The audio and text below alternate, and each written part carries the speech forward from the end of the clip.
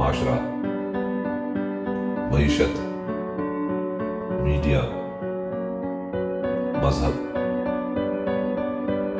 اور ماں۔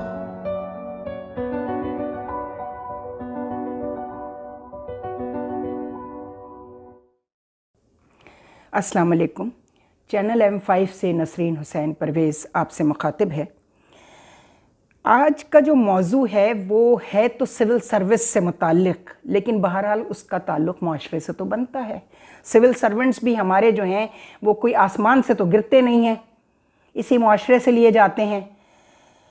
اور یقین کیجئے میں تمام سیاستدانوں سے مخاطب ہوں اس وقت کہ یہ آپ لوگوں کے اوپر جو کرپشن کے الزامات کا بوجھ ہے یہ بہت حد تک کم ہو جائے گا اگر آپ سول سرونٹس کو لگام ڈالنا سیکھ لیں، ان سے ڈریں نہیں، ان سے سیکھیں نہیں، چونکہ ان کو یہ غلط فہمی ہوتی ہے کہ جب کوئی نیا منسٹر آتا ہے تو اس کو کام وام تو آتا نہیں ہے، پڑھا لکھا وہ ہوتا نہیں ہے، اس کو ہم جو سکھائیں پڑھائیں گے وہ اسی طرح چلے گا، اور اس کا وہ خوب فائدہ اٹھاتے ہیں۔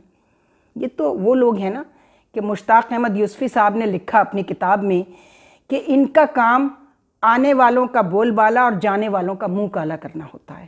یہ بیوروکریسی کی انہوں نے تعریف کی ہے ہمارے ملک کی۔ اور صدیق سالک صاحب نے پریشر کوکر میں اس پر بڑا زبردست ان کا آرٹیکل ہے، جو لوگ مطالعے سے شغف رکھتے ہیں ان کو اندازہ ہوگا۔ تو جناب عالی، سول سروس کی وہ تربیت جو ان کو گورننس کے لیے سول سروسز اکیڈمی یا پھر اسٹاف کالج میں دی جاتی ہے یا مختلف کورسز وہ کرتے ہیں، وہ نہیں۔ پھر رینکرز ہیں، وہ رینکرز کام بہت اچھا جانتے ہیں، کلرکس کام بہت اچھا کرتے ہیں، لہٰذا ہمارے فیڈرل سیکرٹری صاحب جو ہیں اسلام آباد میں تو میں نے یہ دیکھا ہے کہ 2 ہی لوگ افسر ہوتے ہیں، ایک فیڈرل سیکرٹری اور ایک سیکشن آفسر۔ بیچ والوں کو تو چپڑاسی بھی گھاس نہیں ڈالتے، جوائنٹ سیکرٹریوں اور ڈپٹی سیکرٹریوں اور ایڈیشنل سیکرٹری کو نائب قاصد بھی گھاس نہیں ڈالتا، چونکہ انہیں پتہ ہے طاقت کا محور فیڈرل سیکرٹری ہے یا سیکشن آفسر ہے۔ جو ریمارک سیکشن آفیسر سے جاتا ہے وہ اوپر تک وہی چلتا ہے، اپرووڈ ایز پروپوزڈ۔ یہ بڑا فیورٹ نوٹ ہوتا ہے ہمارے فیڈرل سیکرٹریز کا بھی اور ہمارے دوسرے اعلیٰ افسران کا بھی۔ ایسے کیسے چلے گا؟ اور فیڈرل سیکرٹریز جو ہیں ان کے پاس یہ ہے کہ جی بھٹو صاحب نے جو ہے وہ سول سروس کو اتنا زیادہ ایل سیکیورڈ کر دیا تھا کہ ایل سیکیورٹی کی وجہ سے ان کو اپنی سروس میں پروٹیکشن کے لیے سیاستدانوں کو مسکا لگانا پڑتا ہے۔ مسکے کا لفظ استعمال ہوتا ہے، مکھن کا بٹرنگ کرتے ہیں وہ، اور ان کو پولیٹیسائز کر دیا گیا۔ سب سے بری بات کیا ہوئی ہے کہ آپ نے سول سروس کو پولیٹیسائز کر دیا۔ وہ سیاستدانوں کی خوشنودی حاصل کرنے کے لیے اب وہ نوکریاں نہیں کرتے، وہ نوکریاں بچانے کے لیے نوکریاں کر رہے ہیں۔ تو سول سروسز ریفارمز کی بہت شدید ضرورت ہے۔ میں موجودہ حکومت سے بھی، اور ایک تو اب یہ نہیں پتہ چل رہا کہ کل صبح سو کر اٹھیں گے تو کون سا منظر تبدیل ہوا ہوگا۔ الیکشنوں کا شور غل ہے، کون سا ایسا اصلاحی معاشرہ آپ نے ترتیب دے دیا اور آپ نے اس معاشرے کو بہتر کر لیا الیکشنوں سے۔ کتنے الیکشنز ہو چکے ہیں، نتیجہ کیا ہوا؟ ایک برا گیا دوسرا برا آ گیا، باری لگی ہوئی ہے۔ الیکشنز کسی چیز کا حل نہیں ہے۔ عمران خان صاحب تربیت کیجئے، تربیت پر زور دیجئے۔ آپ نے اتنا بہترین کام چھوڑ کر، اول تو یہ راستہ جو آپ نے اختیار کیا اس میں آپ اکیلے ہیں، اور اکیلا آدمی میں پہلے بھی آپ کو کہہ چکی ہوں کہ وہ پاش ہو جاتا ہے سسٹم سے ٹکرا کر۔ سسٹم سے لڑنے کے لیے ہمیشہ دوسرا سسٹم ایوالو کیا جاتا ہے۔ اگر آپ اس برے سسٹم سے لڑنے کے لیے صرف سسٹم اچھا بنا لیتے پہلے، اور یہ جو آپ نے اپنے میں کیا کہوں، ان کو جیالہ بھی نہیں کہہ سکتی، وہ پیپلز پارٹی کی طرف بات چلی جاتی ہے، متوالا کہوں تو وہ نواز شریف کی طرف بات چلی جاتی ہے، یہ جو یوتھیا کہا جا رہا ہے ان کو، یہ جو آپ نے اپنے نوجوانوں کی تربیت کی ہے، اس پر ہارون رشید صاحب اتنا کچھ کہہ چکے ہیں کہ مزید کچھ کہنے کی گنجائش ہی نہیں چھوڑی انہوں نے۔ تو آپ جو تربیت کر رہے ہیں، کاش آپ اتنی توجہ سسٹم کو برے سسٹم سے ریپلیس کرنے کے لیے، اچھا بنانے کے لیے کوئی کوشش کرتے۔ اپنے مینیفیسٹو پہ جو آپ نے دیا تھا، ابھی تک پتہ تو نہیں چلا کہ آپ کا مینیفیسٹو کیا تھا، سوائے اس کے کہ تبدیلی، ٹیلی فون اٹھاؤ، اس زمانے میں آج سے 4 سال پرانی بات کر رہی ہوں، تبدیلی آئی ایسے شروع ہوتا تھا فون پہ، جو بچتا تھا، جیسے ابھی کرونا کا اور اب آ رہا ہے ڈینگی سے بچاؤ کا. تو یہ مہم جو چلی ہیں اس سے بہتر یہ ہوتا کہ آپ ماؤں کی تربیت کے لیے ماؤں کو مخاطب کرتے اور کہتے کہ خدا کے لیے ہمیں اچھے، نپولین نے کیا کہا تھا کہ مجھے اچھی مائیں دو تو میں تمہیں اچھی حکومت دوں گا. بات پھر وہیں آ جاتی ہے. تو جو ہماری بیوروکریسی ہے، یقین کیجئے کہ اس میں انقلابی تبدیلیوں کی ضرورت ہے، انقلابی تبدیلیوں کی. اور اس کے لیے سب سے پہلے آپ کو یہ 3 جو لوگ ہیں نا، ایس ایچ او، پٹواری اور ڈپٹی کمشنر، ان تینوں کی طاقت کو اگر آپ کم کرنا چاہتے ہیں، طاقت سے مراد یہ ہے کہ ان کے اختیارات نہیں، ان کی فرعونیت کو، ان کی اس فرعونیت کو کہ جو کچھ ہیں وہ سب ہیں. آپ کو یاد ہوگا نا، ایک بوڑھی عورت نے ایک ڈپٹی کمشنر کو دعا دی تھی کہ اللہ تجھے پٹواری بنا دے، کیونکہ اس بیچاری کا تو روز واسطہ پٹواری سے پڑتا تھا. وہ ایک کسان عورت جو ہے، ایک زمیندار عورت جو ہے، اس کا واسطہ جو ہے اپنی زمینوں کے حوالے سے پٹواری سے پڑتا تھا. تو پٹواری کو سب سے بڑا آدمی سمجھتی تھی. جناب عالی، میں کئی لوگوں کو دیکھتی ہوں جو ہمارے ٹیلی ویژن پر اپیئر ہوتے ہیں ٹاک شوز میں، اور وہ فیڈرل سیکرٹریز بھی رہے ہوتے ہیں اور انہوں نے بڑی اچھی جگہوں پہ کام بھی کیا ہوتا ہے، دوسرے عہدوں پر بھی. وہ شروع کہاں سے ہوتے ہیں؟ When I was deputy commissioner, یہ یہاں سے شروع ہوتے ہیں وہ. یعنی یہ ڈپٹی کمشنری کا جو رومانس ہے نا، اس کو اگر کسی نے لگام ڈالی تھی تو وہ مشرف صاحب تھے. صرف جنرل پرویز مشرف نے ان کو ڈی سی اوز بنا کر ان کے نام سے یہ جو ڈپٹی کمشنر ہٹایا تھا نا، اس سے بہت فرق پڑا تھا، بہت فرق. اس رومانس کو جس دن آپ ختم کر دیں گے، یہ رومانس گورے نے شروع کیا تھا اس وقت جب ڈپٹی کمشنر ضلع کا بادشاہ ہوتا تھا، ضلع کا بادشاہ کہلاتا تھا وہ.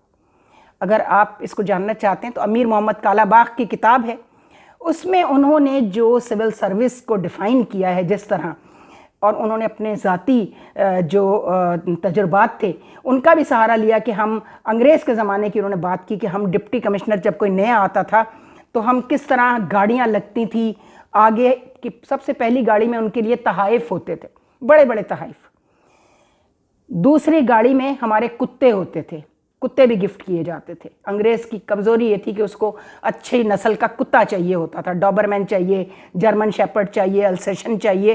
تو بڑے بڑے برانڈڈ کتے جو ہیں نا وہ امپورٹ کیے جاتے تھے اور ڈپٹی کمشنروں کو تحفے میں دیے جاتے تھے.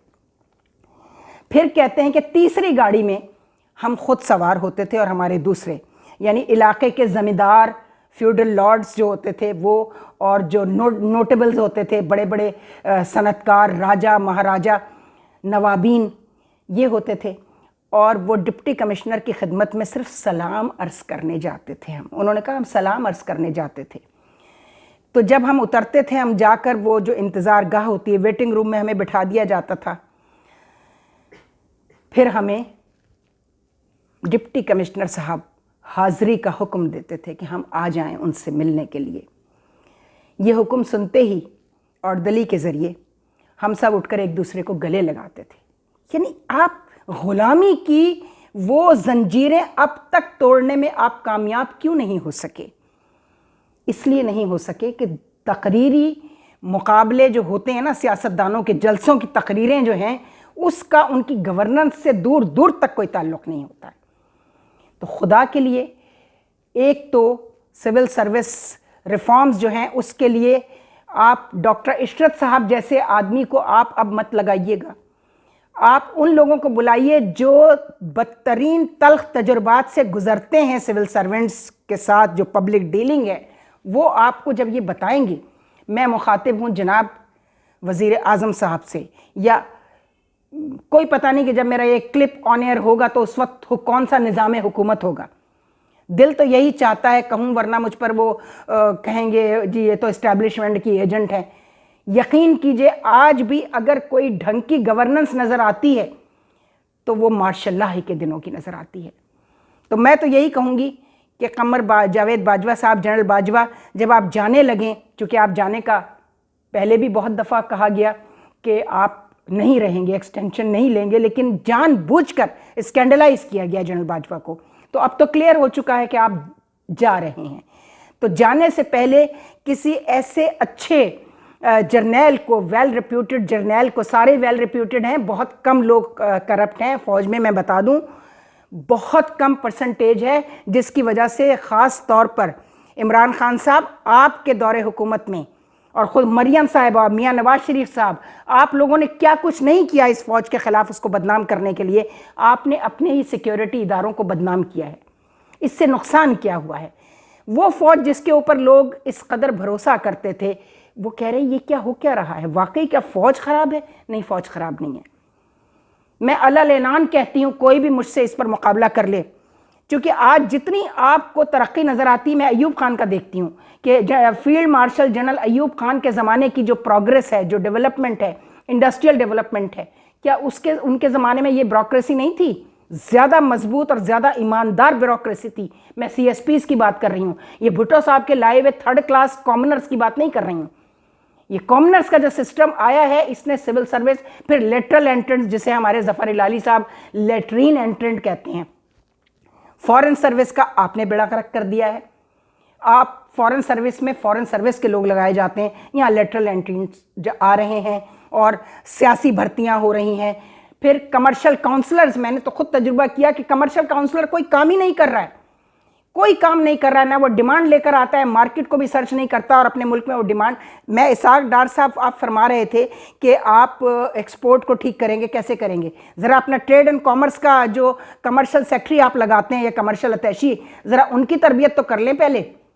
ان سے کہیں کہ انہوں نے کتنا ایکسپورٹ کو بڑھانے میں اپنا رول پلے کیا ہے. ہم اس پر 3 کلپس کر چکے ہیں، ظفر العالی صاحب کے ساتھ بھی، حسن حبیب صاحب کے ساتھ بھی، جو فورن سروس میں تھے، پہلے پوسٹل سروس میں تھے، پھر انہوں نے فورن سروس سے تبدیل کیا اپنی اس کو، اور ان کے بھی تجربات ہم نے آپ تک پہنچائے، اور ہم ریپیٹ بھی کریں گے انشاءاللہ اپنی کلپس کو.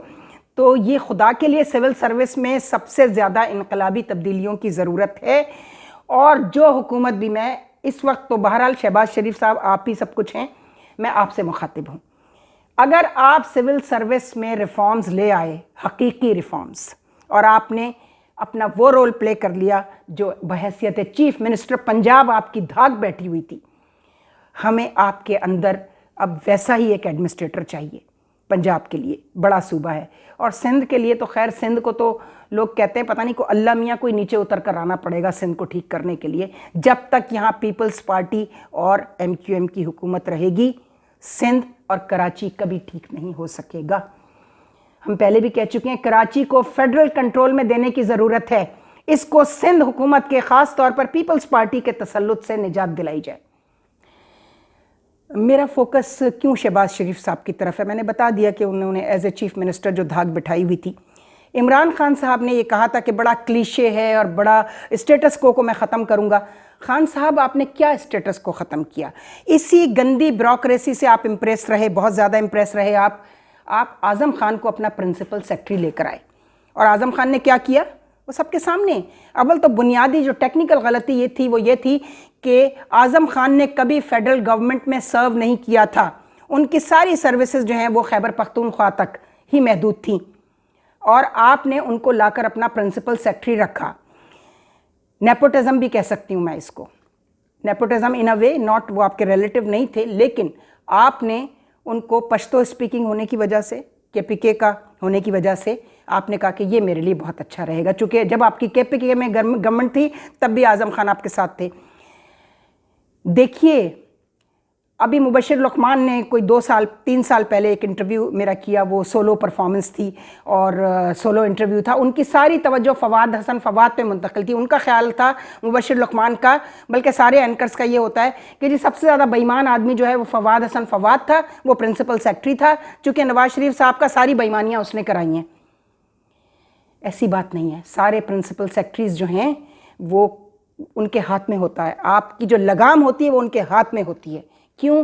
چونکہ آپ سول سروسز جو ہیں، ان کے رموز جو ہیں، ان کے جو راز ہیں، ان سے واقف نہیں ہوتے، اور ان کا تو کام ہی یہی ہوتا ہے.